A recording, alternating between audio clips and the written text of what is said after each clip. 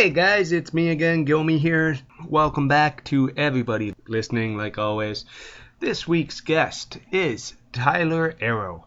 This week's guest in his podcast debut is Tyler Aero. He was a fantastic guest, wonderful guy. Great to sit down and talk with him over the phone. He is an independent wrestler based out of Hamilton, Ontario, who's been doing this for about 6 years, but he just, as you hear from the podcast, he has a big story about that. Just gotta listen and find out, guys. It was great talking to Tyler. It was fun. Loved doing the Guilmy 10 questions with him, and it was just fun to talk about wrestling, like always. One of my favorite things there. And I just want to say thank you very much to Tyler for coming on here, giving me his time, and he's the guy who actually did up the graphic for this week about Guilmy Talks and featuring Tyler Aero. And I think it's freaking cool, man. But just going to get to the sponsors really quick. Just go check out theloveshop.com,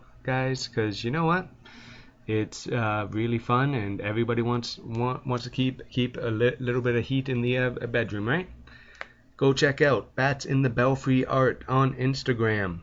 They just passed 500 people following the page, and let's get her up to 1,000 because her artwork is fantastic. I am a huge fan.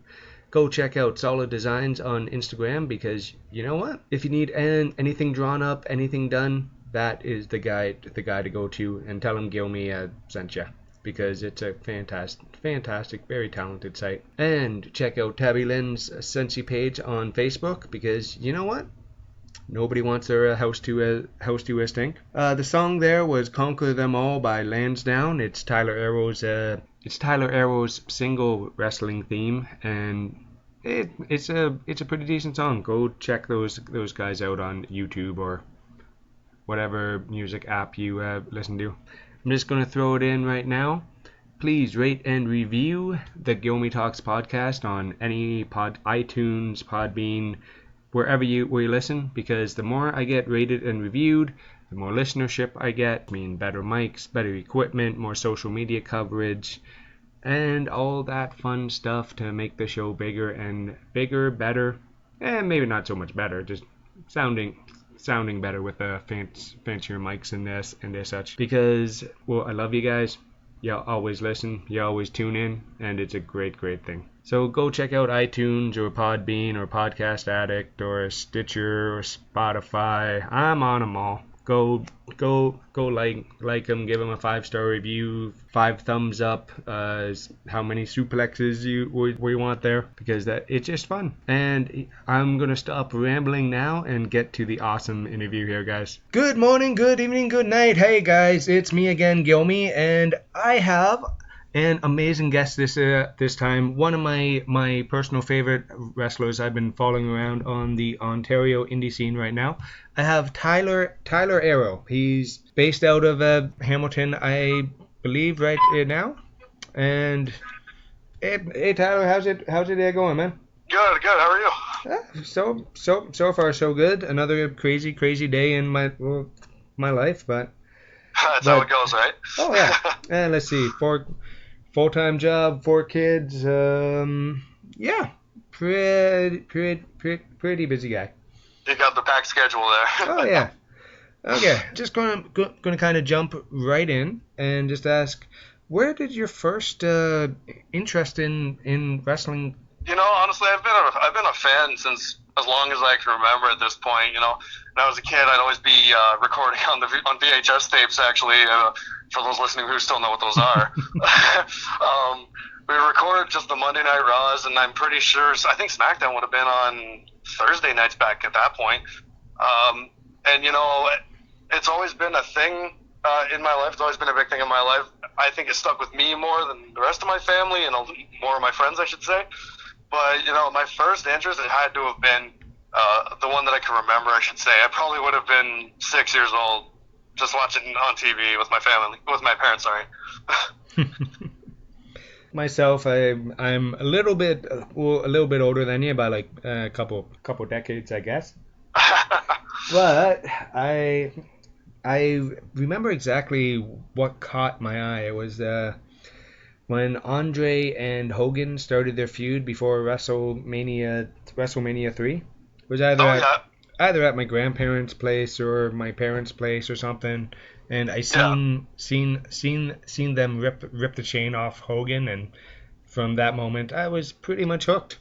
No, yeah. Honestly, that angle itself, it was worked so well. Uh, like you said, you got some decades on me, but that hasn't stopped me from going back in time, so to speak, and watching it myself, right? Oh yeah. Well, the WWE network is a wonderful thing. Oh, definitely. Speaking of going back, when did you actually decide to start training? When it was, it's a bit of a sticky situation. When I started training, I would have been 15 years old. Holy So it would crap. have been about 5 years ago. Okay. Where it gets a little complicated is in those, being that young. Like, I had my first match when I was 16.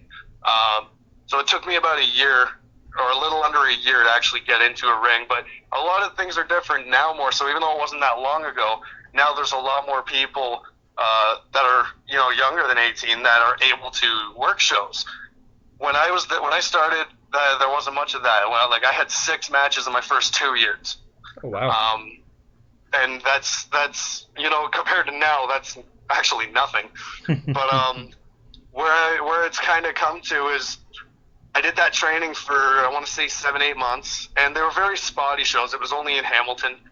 It was probably if it's 6 times, it would have been 2 or 3 times a year at max. And actually, the company is actually making a comeback, so I hear. But they were off for a year, so that's kind of when my real wrestling career, if you will, kind of started up. So when realistically, I started training when I was 15, and now I'm 20. But I kind of count more so of my in-ring time more than my training, if that makes a little bit of sense. Oh yeah. Just because, the 6 matches in 2 years compared to when I'm getting, 5, 6, 7 to 10 bookings a month at this point. So ultimately, when I'm asked, I clarify it really, I go into depth about it, but it's normally, I'll normally say about 2 years worth of actual wrestling. Oh yeah, because and the reason you're getting these 6, 7, 8, 10 bookings a month now, because you're good. Oh yeah, they've picked up in a month now. Oh, yeah. I clear, or I at least match what I did in 2 years before, right? Oh yeah, no, that is it's awesome to hear because well, I'll be honest with you, I didn't know much about you, and I seen your face on posters and stuff, but Tom said you gotta. Tom's kind of my guest host, co-host on this show about half the times. Tom Morton, the cadet, people all who regularly listen know that. But I've been on a few shows with him now. Yeah, we've met. Oh yeah, yeah, he was great guy. Oh yeah, no, he's because he's the one who, well, when we started doing the Ethan's fight show. He's like, we got to get this guy. I'm like, who is it? And that was my totally honest thing. And following your career and just watching you fly the way you do, and just that other little GIF or video I saw about you just flying. No one's there. You're just flying off the off the ropes into a mat, and I'm just like, that would kill me. Yeah, no, that was on my Instagram and my Facebook. Yeah, I'm just I'm trying to find new things to do. Because the one thing I feel about myself, which some people say otherwise, but I personally feel some of my matches are starting to look the same. And there's people who will always say the 5 moves of doom and kind of thing. Oh, yeah. So what I'm trying to get creative and use my surroundings a little more. Seeing what kind of ways my body wants to let me flip and twist and which ways it doesn't. But the best way I've been able to do that is trial and error on those crash mats. They're saving my life at this point. Oh yeah, And the school you're currently training at, since you're at in Hamilton, I'm guessing Hamilton Pro. Yeah, Hamilton Pro. I actually got back there. I think I started there now June of last year. Okay. Uh, because of my past training, it was a lot easier for me to break in and start getting on shows and getting out there a little bit more. Yeah, I go there as much as I can when I can. Rip's a great help. He's been a great help since day one with all that, and he's done a lot of stuff that I haven't, and he's done a lot of stuff that I want to do. So it's like I did an interview a while back. He's a big influence, and I'll say that until I'm blue in the face. I can't even tell you how many times I've seen Rip impact on just wrestle now. I've been going to Hamilton shows and this and that. The other thing, he tends to pop up here and there, but I just love it. I love watching him wrestle his own students. Oh, for sure. He's on my bucket list of opponents. I faced him in like a couple of Fatal 4-Ways and whatnot, but he's a one-on-one opponent for me on my bucket list. Oh yeah, because I think you two would have a fantastic match.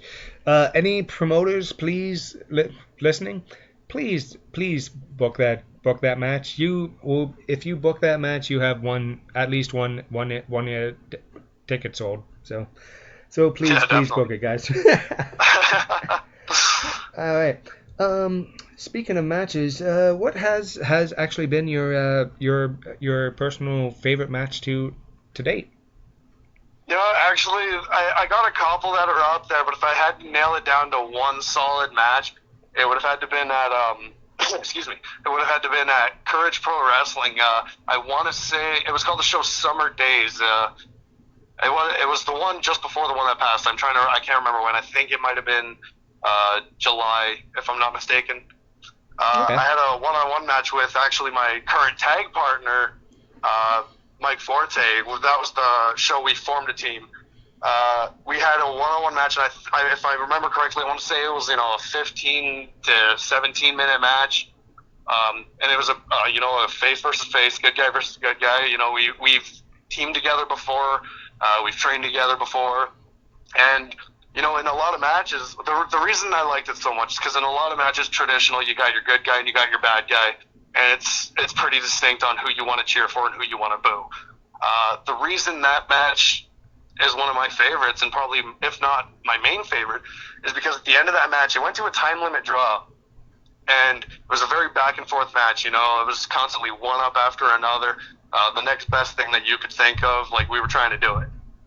What I like so much about it is once it went to a time limit draw, normally the crowd's gonna boo because it was just everyone wants a winner, and the reason it actually threw me off when I was in there is they announced that it was a time limit draw, and the crowd still, a standing ovation. They were cheering and they wouldn't stop. And then Mike made the request to be tag partners for the next show. And that made it all the better because of what was once already an ovation just became electrifying by that moment. Yeah, and what was it? Tom recommended next time you and Forte have a match, make sure you do it before intermission. Yeah, definitely.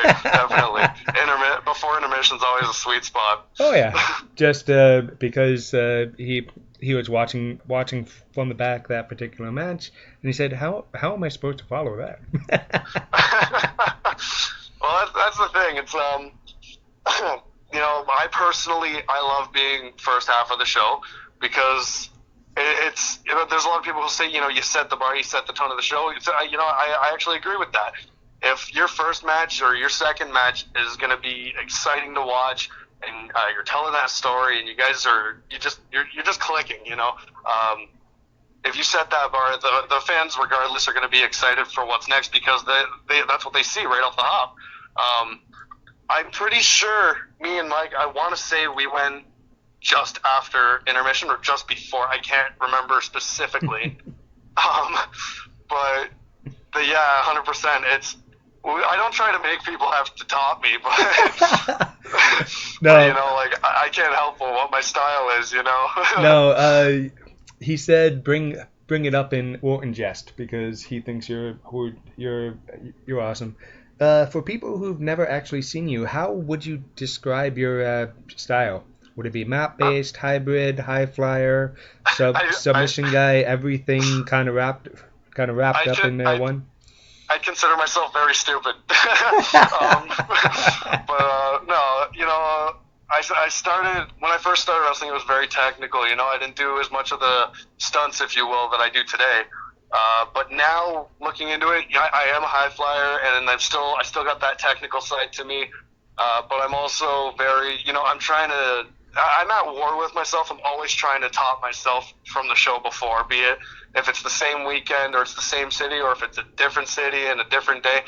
To me, I'm always trying to up myself, which that's where I kind of feel sometimes it gets to be stupid. But, I did I think it was back in May, I did a kendo stick on a pole match against Empire, Matt Grant and JT Kirk.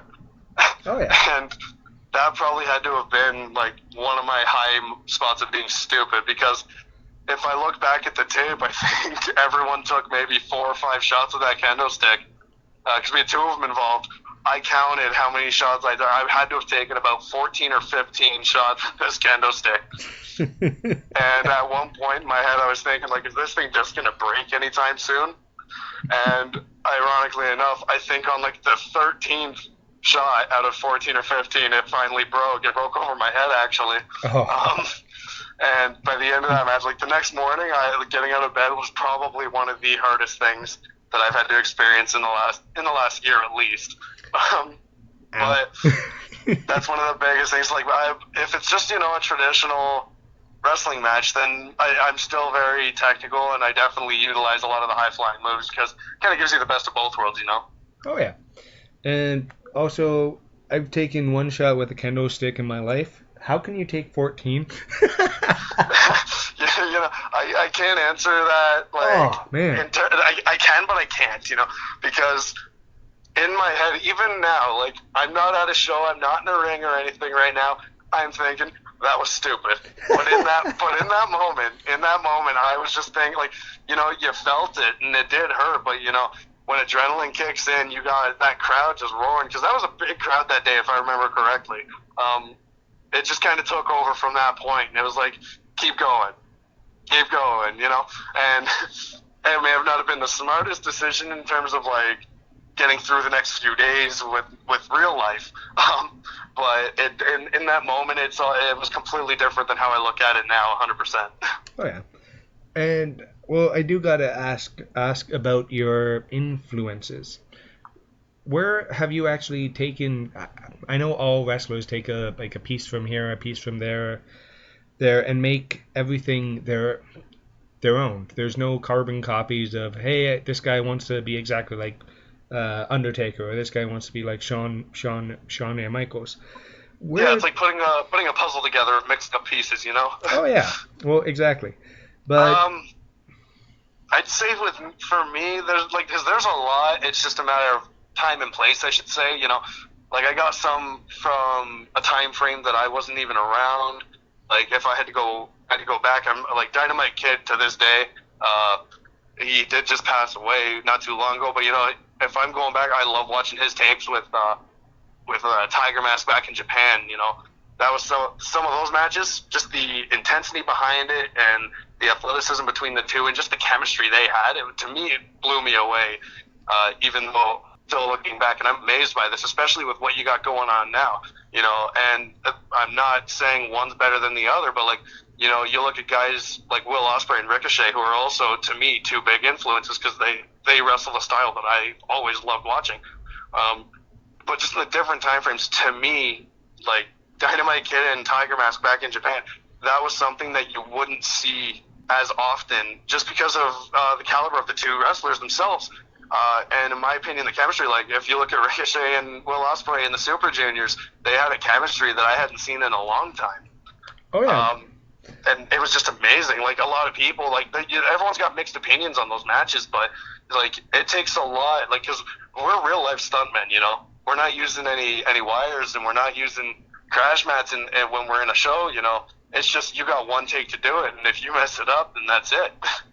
Oh yeah, because Every indie wrestling fan has seen somebody mess up at some point if you've gone to a few shows, but you just 100%. kind of blink, move on. Oh, that's just it. Yeah. I can name countless times I've messed up. It definitely happens. Some were more severe than others, and some were just small things that I picked up myself later on that night. But yeah, it's inevitable. Nothing ever goes 100% to plan because accidents happen, mistakes happen, injuries happen. And at some point, like you can do it mid-match. You got to change your game plan sometimes. I do got a question for you. Well, I like to ask wrestlers. Do you prefer the modern GIF-based thing, just be like, oh my god, that's an amazing move, or do you actually prefer promos? I'm in a weird boat. I love promos. I love them, but my biggest problem is I'm horrible at them. Like if I go back and I just look at some of the promos I've done, I am not happy with almost any of them. But how I do them is because if I screw up on, because it's different when you're filming a promo and it's different when it's live. Filming a promo, you can do it again if you don't like what you said. But it also kind of sits there in your head as you're doing more takes and more takes. But when it's live, I feel I'm better on a live mic because I don't have a second chance. If I screw up, everyone's going to see it and hear it right there, and then the footage or the DVDs, or if it's on TV, then it's right there alone. Everyone's going to see it. So I feel I'm kind of better under that pressure aspect of being on a live microphone. Oh yeah, because live mics I find also bring out a little bit more from people. It's definitely. They don't really hold back. They don't hesitate. They don't really I don't want to say they don't really care what they're saying because they always care, but it's more smooth flowing and in the moment. That's what what the word for sure. I'm looking for. Oh, I agree with that totally. I gotta ask this one. Do you prefer working as a tag team or do you prefer working as a single? I don't really have a big preference. Like if I'm with the right partner, I love tag team wrestling. I feel it's starting to become a bit of a lost art, but then you got a lot of guys who are starting to bring it back. The Young Bucks to be one of them. I feel like they are a big influence on me as a tag team wrestler. Oh, yeah. And even with Mike, him and I will sit there and we'll study. We'll sit there and we got one of their DVDs from the PWG, and we'll study a lot of their stuff. We don't want to copy it, but we do want to kind of have that. We want to click the way they click, and it's different because you got them as brothers, and you got me and Mike who aren't related by any means. Like we met each other a year ago, and we'll study that. But in terms of singles wrestling, I feel I can perfect my craft, if you will, more as a single when I'm a singles wrestler. Oh yeah. So it's like I like to mix it up. If I've just done a slew of singles matches, throw me in a couple of tag matches. If I've done a slew of tag matches, throw me in a couple singles. I really don't have a personal preference because I prefer them both, but for different reasons. And that is one of the reasons I'm really looking forward to AEW coming out. Because you have the Young Bucks who have actually stated tag team wrestling is going to be a big part of AEW. And I honestly miss it. Like there's besides New Day and the Revival and the OC, there's not really any WWE big tag teams that have been around for more than six months. Oh yeah, well, and there's another thing too. Is I look at Ray Phoenix and Pentagon Jr., they're two of the best wrestlers, in my opinion, in the world today. Oh, yeah. And they do a bunch of tag stuff. I think they do more tag team than they do singles. Yeah. And that's just it. And I feel they kind of complement each other in the sense of, when I'm talking singles and tag matches, I feel they complement each other because you kind of get to experience, it's not in my opinion, a whole lot different. It's the exact same structure. It's the exact same layout. You're just adding two more guys to the mix, and you're kind of dividing. Yeah. If that makes sense. Yeah. And that's one of the things, in my opinion, like the Bucks and the Lucha Brothers are the two main ones, in my opinion, that, in my opinion, are the best tag teams in the world to this day. And I don't think I've ever seen a match of either teams where I've said that was a boring match. Oh, God, no. Especially now, like seeing the Bucks and the Lucha Brothers in the same ring together. You know? They're just the last match that those two teams had was absolutely amazing. Oh yeah, kind of 100%. Yeah. Another team in AEW which I'm actually really digging is Luchasaurus and Jungle Boy. Yeah, those two. It's such an unlikely duo, but it works so well. And if I'm not mistaken, I believe at their last event they even had Marco Stunt. Yes. In a trio team. Yep. Which is just crazy. I'm still amazed Marco Stunt got signed, but nothing against his size or anything like that. I didn't see that guy getting picked up anywhere. I don't know why, but then he lands himself a pretty sweet 3-year contract. So. Oh yeah. And I mean, and by all means, like that's amazing for him, man. He's living a dream that so many people want to live, right? And and if it's a 3-year deal, like you said, then I mean he's set for those 3 years, and I just hope he has the time of his life in those 3 years, man. Oh yeah. And also just like I'm very excited for AEW because Jimmy Havoc, Janela, Darby Allin, the quote-unquote deathmatch guys doing amazing things, and just the entire roster our guys have been following for years and years. Like because of the Young Bucks, I started watching New Japan for the longest time, and then actually I've been watching a lot of Impact lately because I think the past year on that show has been great. Oh, definitely. Like, surprisingly great. Like I'm not. Like, and then they just got signed to Access, and it just wrestling kind of blowing up again all over. Oh yeah, I agree completely. And in my opinion, Impact and AEW, a lot of those guys that are on both of those rosters, in my opinion, do not get enough credit. Oh no, just like even I feel some of them, like some of those guys I've seen, they literally they kill themselves for the sake of entertainment. Literally, like look at Darby Allin, for example. Oh yeah. You know, I don't think he's much older than me, and you know he's killing himself for the business, and he's doing some even to me a bit gnarly stuff. And you know, I got to give him credit, man. The fact of the matter is he wants something that bad, and he loves something that much. You know, he's willing to do that all of that stuff to himself. Same with Joey Janela, right? Yeah. And it's unreal, and I think a lot of those guys they get false reviewed by a lot of people and a lot of fans, but you know what, the fact of the matter is that they're killing themselves for a business that most people either don't have an interest in or can't make it into. Right. And just like the other guy there, Jimmy Havoc, I've been following that guy for years and years. I don't know why he just draws my attention every time he's in the ring, the tall lanky guy with the goth thing.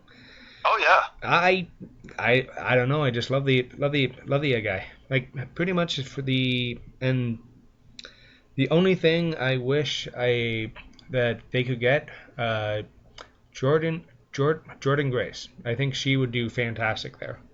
Oh, I think so too. But I know she's in Impact. She's doing fantastic. But I can't wait to see her in AEW one day. But yeah, for sure. Yeah. Went on a tangent there.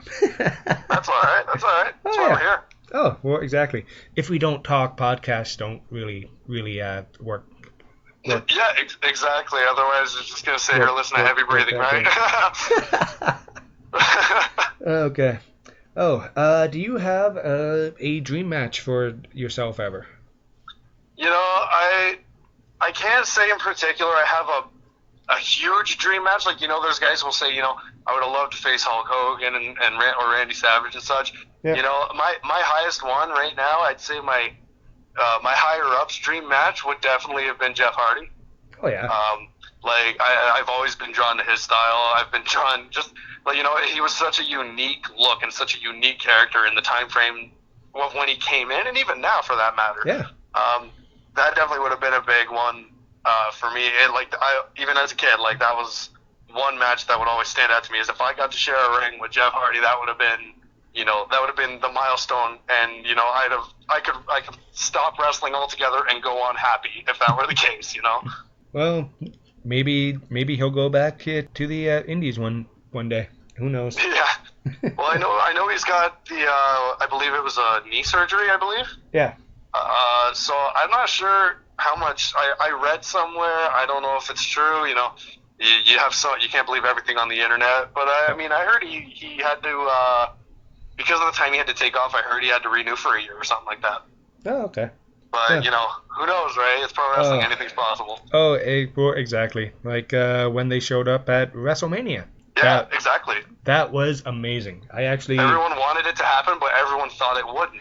No, and then because it did, Yeah, because they did a ladder match with the Young Bucks the day before that was absolutely insane. Yeah. And then they show up on WrestleMania, which definitely I think that was probably the biggest pop of WrestleMania that year. Yeah, because even me and my buddies, I was standing up going, "Oh my God, they're here!" Oh, and my buddies and kids are looking at me going, "I don't know who these guys are."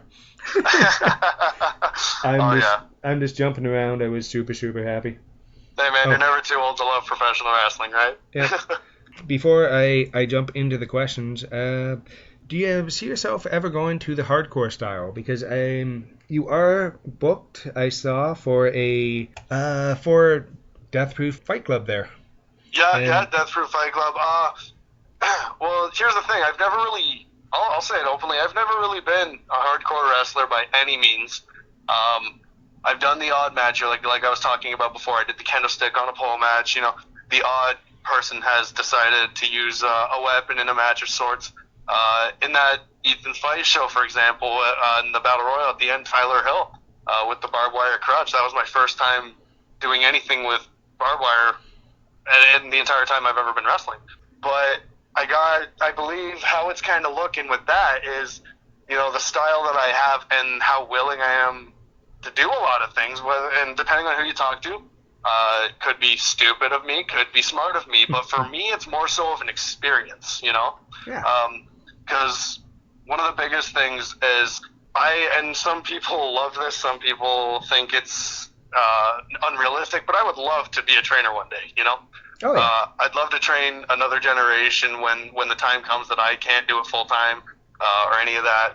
And the last thing I want in any circumstance is a potential possible student coming to me one day asking me about this match that they're taking or a certain spot they're thinking of pulling off, and I've never done it. And then I can't give any advice on that. I can't give any insight on that. I can't say what's the safest and smartest way to do it. I can't say the proper way to do it. So it's more so, I have always been attracted to the hardcore wrestling, and I'll admit to that. One of my favorites, only around for a couple of years, Sick Nick Mondo. Oh yeah. Definitely one of my favorites. I've even, if you want to use the word, equipped the Assault Driver because that's one of my favorite moves. And honestly, I'm not a big guy, so I don't do a lot of lifting moves by any means. But that one in particular, I was drawn to it. Then there's guys, for example, Joey Janela. Joey Janela was one crazy guy, and now I guarantee you, he's still one crazy guy. Oh yeah, he is. But he's always been an attraction. Same with Jimmy Havoc. Masada was one. I always used to love watching Masada's matches. And then if you're going to go back into the ECW times, there was Sabu and Tommy Dreamer. And even guys like Rey Mysterio and Psychosis, Lucha Libre guys that were brought to America, and they were the Lucha Libre matches of a hardcore company. Oh, yeah. So for me, it's more of an experience thing than it is necessarily fully, because a lot of people see some of the stuff I do and they think I'm trying to die. It's like, no, that's not the case. No, it's more a case a learning experience, because if it goes bad, I can fix it. If it goes well, then, mission accomplished. Okay. But yeah, that'll be my first real showing at a hardcore company. That's going to be January 1st in, it depends on what you look at. I call it Toronto, but it's Hoboken at the Rock Pile. And I will see you there and probably buy you a beer. Well, the biggest thing, even I won't lie. I'm only anxious and curious and, in a sense, excited to see how it's going to be. You got to think New Year's Day at 7 o'clock in a place like Toronto. Like, I can only imagine that's going to be one rowdy fan base. And from the stories I've heard and the videos I've seen, the Death Proof crowd is always, an active crowd. They're an exciting crowd. They're an electric crowd. And I think some I've seen posts. I've seen some posts and I've seen comments. Some think I may not be ready to step in the ring with some of those guys. Some are very excited to see me there. So it's really going to be quite the day when that time comes.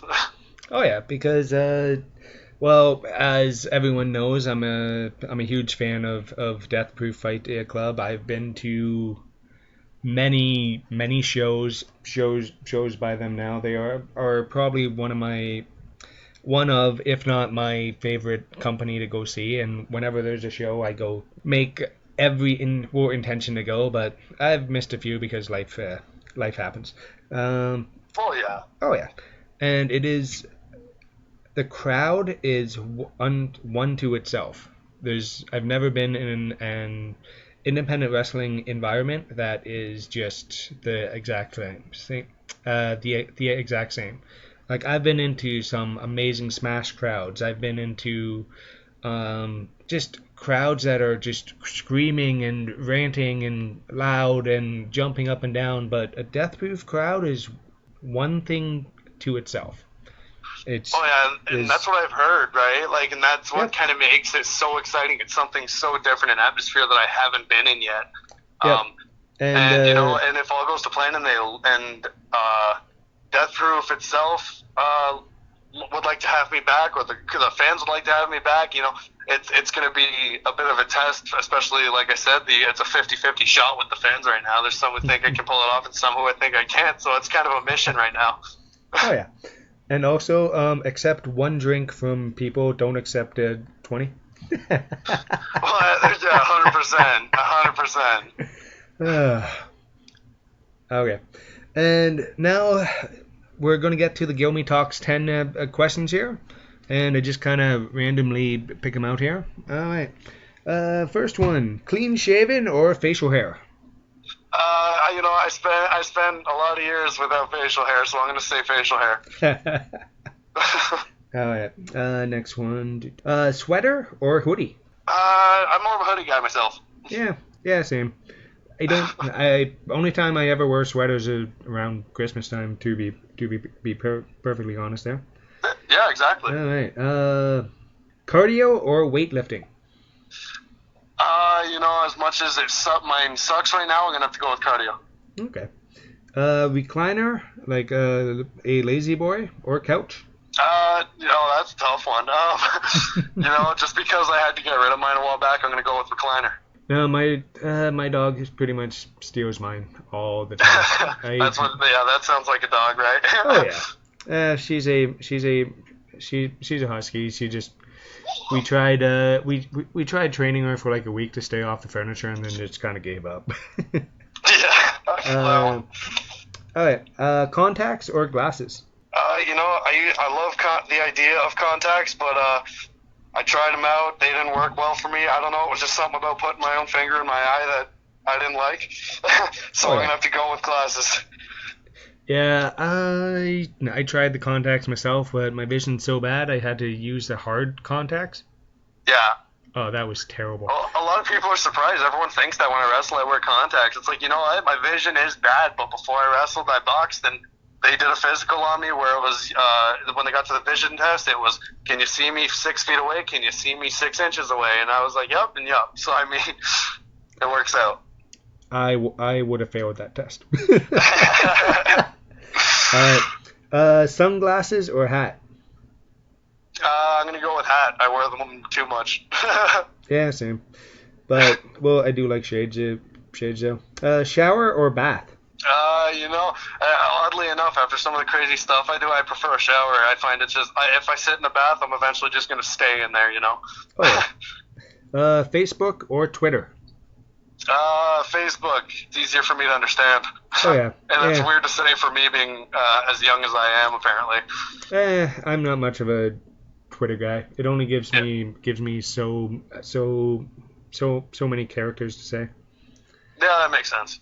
All right. Hot sunny beach day or perfect winter day? Yeah, I'm gonna go with the perfect winter day. I love the beach, but I'm not a big fan of hot weather. Oh yeah. No, I miss winter. Yeah, I sweat too much in the summer. I'm a big fan of winter and fall. All right. Now my personal favorite one: toilet paper, over or under? You know what? I'm weird. I don't really ever have a personal preference. I just throw it on. But I mean, if I'm to pay attention to it, I'd say it's easier to do under. Okay. Horribly wrong, but okay. I mean, at least it's to me an easier debate than pineapple on pizza with some things that you see on social media now, right? Oh God, I just love how people make horrible arguments about nothing. Literally. When there's actually important things going on in the world with the planet. I'm not going to get political or any of that stuff with the election. Definitely. Election coming up and all that, but man. Yeah. You mentioned pineapple on pizza. People have a very strong opinion. Oh, that's the thing. Me personally, I don't care. You know, to me, it's pizza. Yeah, just like, hey, it's food. I like food. I've also noticed over the years, wrestlers are not too picky. Yeah, that's completely it. Yeah, you know, it's like here, food. You got some that are on some sort of like a keto kick or you know a gluten-free kick or whatever. But you know, for the most part, yeah, none of them are really that picky. No, because after a match, they're all just hungry. Literally, Yeah. I don't care if I'll go to a Wendy's or I'll go to a sushi place or I'll go to hell, I'm fine with just eating a veggie tray if that's the case. It's just something there that I can eat now. Oh yeah, because you guys cure yourself for 10, 15, sometimes 60 minutes at a time. Even though I have no idea how anyone could possibly wrestle 60 minutes. That's where I give big props to who was it? Josh Alexander and Kobe Durst. Oh God, yeah. Didn't they have 2 of those matches? I believe. Yeah, they did. And yeah. Josh, that's amazing. Josh Alexander's a beast. I don't know how he has the cardio for that. A dude that big having cardio for that long. I envy him. That's for sure. It's really impressive. Oh yeah. Okay. And if anybody wants to find you on social media on the interweb, where would they find you? You know, Facebook, pretty straightforward. Just Tyler Aero. I tried to keep my social media pretty straightforward. Instagram, Twitter, and YouTube. It's Tyler Aero, but instead of a E, it's a 3, an arrow. That's my username for every platform. You know, I got my highlight videos up on YouTube. I'm always posting on Instagram, pushing a show that I'm involved in or pushing a show that I think will be great to watch. Like, I'm always posting, so social media is a good place to end up finding some of my stuff. Awesome, man. Once again, thank you very, very much. And guys, thanks for listening. Yeah, thanks for having me. Hey guys, it's me again. Guess what? That was a fantastic interview. I loved having Tyler as a guest, as I said before. And you know what? I'm just gonna keep watching where he goes, what's happening with him, because you know what? I think that kid's got a big future ahead of him, because he's talented, he's humble, he knows what to say, what to do, and the way he was talking, I think you're going to see this kid on so many other podcasts. Okay, I'm calling him a kid. I probably shouldn't, but I'm like twice his age. So, and I call everybody kids, as the listenership knows. I'm just going to say it again. Go out and review the show on iTunes, Spotify, Stitcher, Podbean, because the more you guys review the show, the more I get into the recommended podcasts. More people check out the show. That's it, plain and simple. And it can mean I can get more advertisers. I won't be putting more ads on the show, of course. I'll just be switching some up. And better mics, better equipment. and it's going to be fantastic. This year, my goal for this season, I always go from September on for the new listeners. I'm going to keep a steady stream of shows going. I already got a couple more podcasts lined up for the month. I'm going to try to keep it weekly, but it is a bi-weekly show, so once every 2 weeks. Tom is very much a regular on the show, as you guys know, with the talking with Tom. We do our monthly independent listing for Ontario and around, whether it's Michigan, Manitoba, Quebec, Maritimes, anywhere, because it's just fun, and independent wrestling is amazing.